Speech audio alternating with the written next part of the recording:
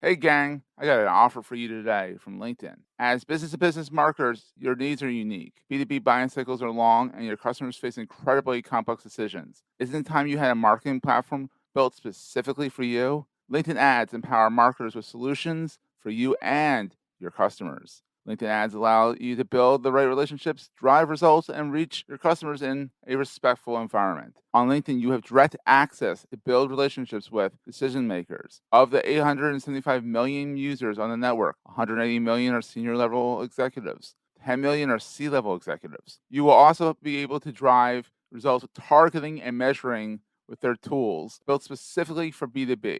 And best of all, they work. Audiences exposed to brand messages on LinkedIn are 6 times more likely to convert. LinkedIn ads also rank #1 for security, community, and ad experience as part of the Business Insider's Digital Trust Study. Make B2B marketing everything it can be and get a $100 credit. It's a $100 credit on your next campaign. Go to linkedin.com/MPN to claim your credit. It's linkedin.com/MPN. Terms and conditions apply.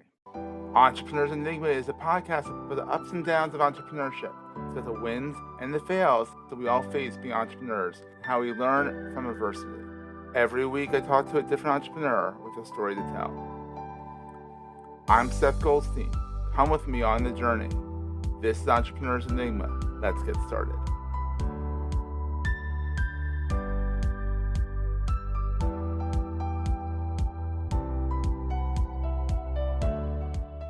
Hey everyone, welcome to another edition of the Entrepreneurs Enigma podcast. I'm Seth. I am here with Leslie Greenwood Hey, of Seth. Chief Evangelist Consulting, the one, the only. I know her from the Pavilion Group, where she was helping out with the community over there. She's now out doing her own bottle washing now on her own. And you are based in Dallas, Fort Worth, right? That is correct. Which part? Fort Worth or Dallas? Or does it doesn't matter? Oh, it's like 3 hours from side to side. I am Is it really? right in the center. Oh, yeah, from one side of Dallas suburbs to Fort Worth is seriously 2.5 hours. It's Texas. Everything's bigger in Texas. That is true. It is Texas, exactly. So, Leslie, you are a community evangelist. You're to say the least, you are very big on community. You've That is true. helped Sam over at Pavilion for a while, and then you decided, hey, I can do this on my own. I'm going to do this on my own. I'm going to bring my knowledge to the forefront, and you're doing it. So, how's it going so far? It's great. It's great. I've been officially live with my business for maybe 3 months and a couple days, so What? it's very new, very new, and, of course, my founder brain makes me think I should be doing much better than here. But then when I look at what I'm doing, which I think I just got my second client today after 3 months, I think I'm doing okay. 3 months is not bad. It's not bad at all. When I started Goldstein Media, back in 2007, granted, it was like the financial crisis. It took me about a year to get my first client, like to really ramp up. So 2 and 3 months, you're doing pretty good, Leslie. I'm feeling pretty good. That's actually not true. It's not. I have 2 little clients too, but All right, but the big ones, that's what matters. So there you go. So prior to this endeavor, you were the community manager over Pavilion. Was that correct? well, I was the vice president of Vice member president. success. So Even actually I even was better. the team and we grew the team from 1 to 16. We're in charge of really everything post-enrollment. Oh wow. So once you At the time I met joined you, yeah. yeah, once you joined, we welcomed you. We actually started building Pavilion University with the member success. Oh, I We love set it. up your Yeah. mentoring. We did everything. And honestly, at one point, if you didn't pay your bill, Seth, I might have just called you too. So I definitely we paid did, my bill. So well, I was collections too. So we did a little bit of everything. So it was started off as a customer success job, which is what yes, my background is.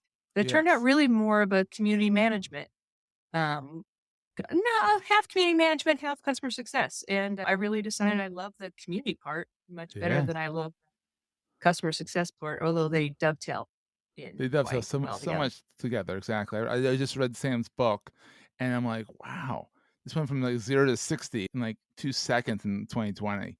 Like, it really hmm picked up. It was just like, Oh, yeah. "Whoa." And so what'd you do before Pavilion? Before Pavilion, I had a couple tech startup jobs. I actually got my startup start in tech accidentally when I was 44 when I applied for a role. And because I didn't actually, Accidentally. I actually didn't even apply. Let's put it this way. I was talking to a friend. She was on speakerphone and she had just put her kids in after school care. And I had called to ask her how after school care was because Yeah. I was thinking about getting a job. And as she was talking to me, the VP of sales for that tech company was walking by and said, "Oh, you have a friend looking for a job. Can she come in tomorrow?" Oh, wow. We're going to take a quick break, hear from our sponsors, and get right back to the show. Hey there, it's Jason with the Marketing Podcast Network. Real quick, I want to make sure you know that the world's leading B2B Marketing Expo is returning to the Los Angeles Convention Center on March 21st and 22nd. It's high time we got back together to learn, see the latest technologies and solutions, and network, right? Join thousands of marketing professionals just like you to learn from over 250 industry expert speakers, educational masterclasses, and over 300 exhibitors. And this year, your ticket also gets you into the Sales Innovation Expo and the Marketing and Advertising Expo. So it's like 3 conferences in one. It's March 21st and 22nd at the Los Angeles Convention Center. Go to b2bmarketingexpo.us to register. That's b2bmarketingexpo.us. The Marketing Podcast Network is a proud partner of the B2B Marketing Expo for 2023. We'll see you in LA. I walk in whenever my interview was, and the place is dark. It's in kind of a bad area. It's Oh, dark, of course, because the developers are in there just developing away.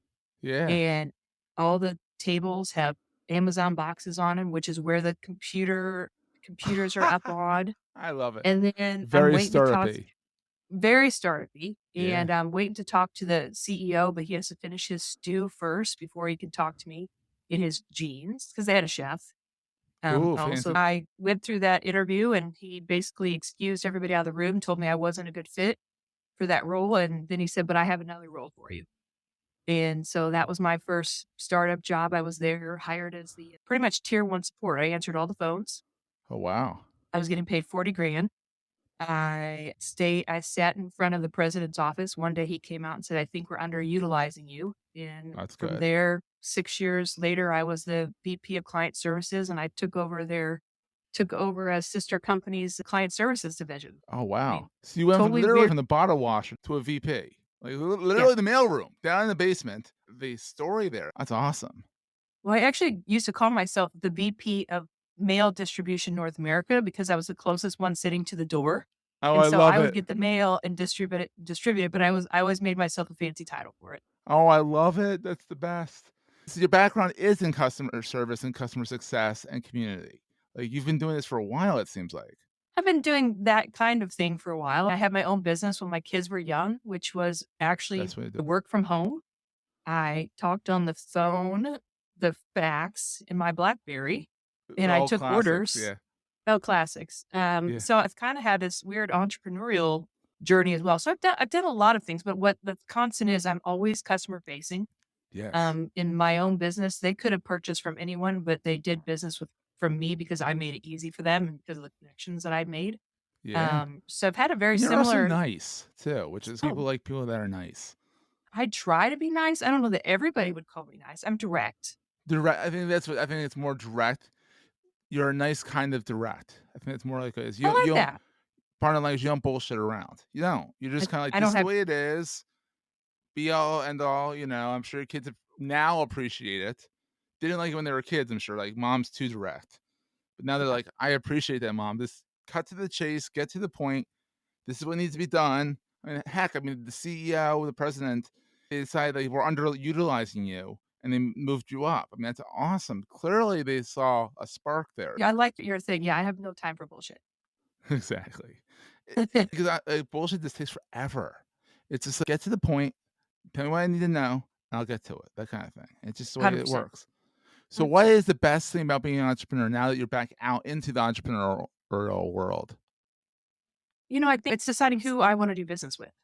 Love You know, that. I can, I, there are certain kinds of people that I know I will do the best business for and with. Hmm. I can be very open about the type of business style that I do. Uh, Our first engagement is rather short. And if they decide that that's not, I'm not their cup of tea or they're not my cup of tea, we don't have to move forward. And so I think having that kind of control over where I'm going to spend my time. Also, this stage of my life, I've spent a lot of time thinking about how I'm going to work my work into my life. instead of Love my it. life into my work, which I spent, Mhm. probably too many years doing. And I block off Fridays and, Love it. things like that. So it's really a little bit more control over how I spend my time, and then keeping myself in check, because I'm very likely to overdo it and go 120%. And so I'm Me trying to too. keep myself in track at about 99. Oh, that's all. Just 99%. Yeah. Take 1% off to kind of relax a little bit more, which is a good idea. So what keeps you up at night?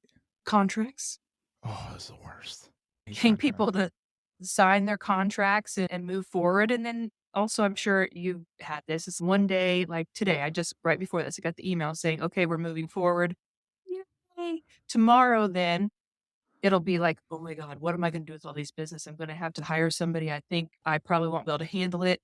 And then I'll get myself all worked into another Mhm. mental state. And then in 3 days, you're going to find me curled up in a ball in a fetal position, think I'm going to business. It's just like you're either on the highs or the lows. That's the challenge. Yeah, it's just trying to keep yourself centered as much as possible. Yeah. But it's fun though. It's fun being able to call the shots and just answer to yourself, which is a good thing. For you not have to answer to somebody else, you're the boss. The buck stops with you. To be very cliche about it. What is the most important thing to carry with you all of the time? My personal values. Love it. So I'm going to carry my personal values. What I've found is if I'm bought into the values and the mission, the vision of the company, you have me. I will treat your company like my own, and I will, you know, talk you through the rooftops.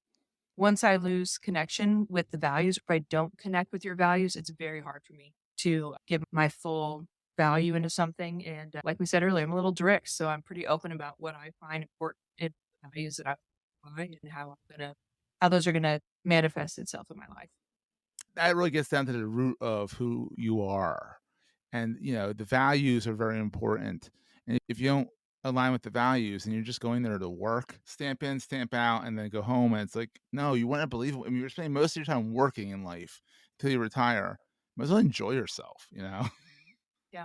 I don't think everybody needs that. Obviously, Yeah. there's so many jobs out there that people do every day that, are just neutral Yeah. to their values. But I think for me, that's just something.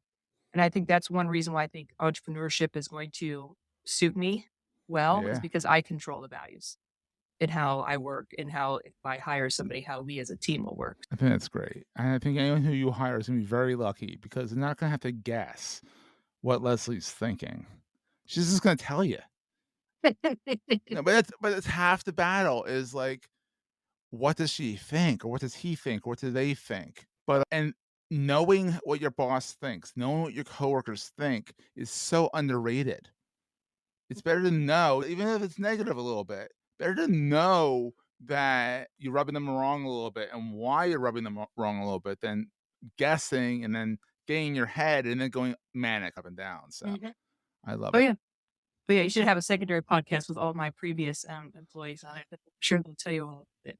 All the It also dirt. does all the dirt. It also goes both ways though, because that was the other thing I would always tell, the people I work with is, I want your feedback. And this is not just the fake, I want your feedback. I want your feedback. Yeah. Because with my personality style, I, will forget pleasantries. I will be focused on what I'm focused on. Or you might get right to the point and people are like, wait, can you say hi first, please? Yeah, true. 100%. 100%. Happens to me. Sometimes 100%. I start mid-sentence. The first part is in my brain, like all the pleasantries are in my brain. But the only thing that comes out my mouth is like, let's go do X, Y, and Z. I'm like, I did say hello, you just didn't hear it. It's true. 100%. It was assumed. It was assumed that I said hello, but let's get to the point. It's so funny. So people can find you over at thechiefevangelist.com. And where's your big watering hole online? Like, where do you like to hang out the most? Oh, if you LinkedIn, you can find me in LinkedIn. I'm in quite a few communities. So if you're in Yes, Pavilion, you can find me in Pavilion. I'm just always a digital button away, and exactly. always love to chat. And Yes, you're very accessible, which is what I love. Leslie, this has been so much fun. Thank you so much for being on the program. you're most welcome, Seth. I'm so excited when you asked me to be on here. Or maybe I asked you. I can't remember how it worked, but either way, it worked out. Either way, it worked out nicely. And we'll see everyone next week. That was a great show. Hey, if you're enjoying Entrepreneurs Enigma, please give us a review on the podcast directory of your choice. We're on all of them. And these reviews really help others find the show. Also, if you're getting value from the show and want to buy me a coffee, go to the show notes and click on the link to help me stay awake while I bring you more great episodes to your ears. That's in the show notes, and I look forward to the next episode. Take care, guys.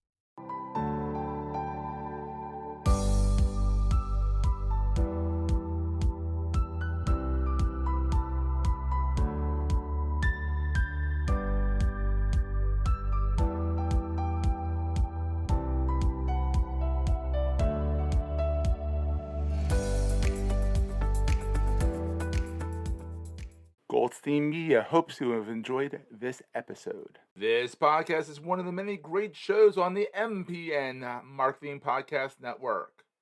You probably know you're listening to this show along the Marketing Podcast Network, but did you know there are other great shows on MPN to help your business? I'm Jason Falls, and I host Winfluence, the Influence Marketing Podcast. Now, you'll note I didn't say influencer marketing. I said influence marketing. Why? Because the goal is to truly influence an audience to take action. We talk about the strategies and stories that move beyond engaging just social media influencers and tap into your community to find influential voices. It's a different way of looking at it. We call it community commerce marketing. Influencers are still a piece of it, but there's so much more. I talk to creators, brand and agency side marketers, and the thinkers in the space to help grow your business. Come learn with me on Winfluence, the Influence Marketing Podcast. Find it at winfluencepod.com, marketingpodcasts.net, or search for Winfluence wherever you get your podcasts. This podcast is heard along the Marketing Podcast Network. For more great marketing podcasts, visit marketingpodcasts.net.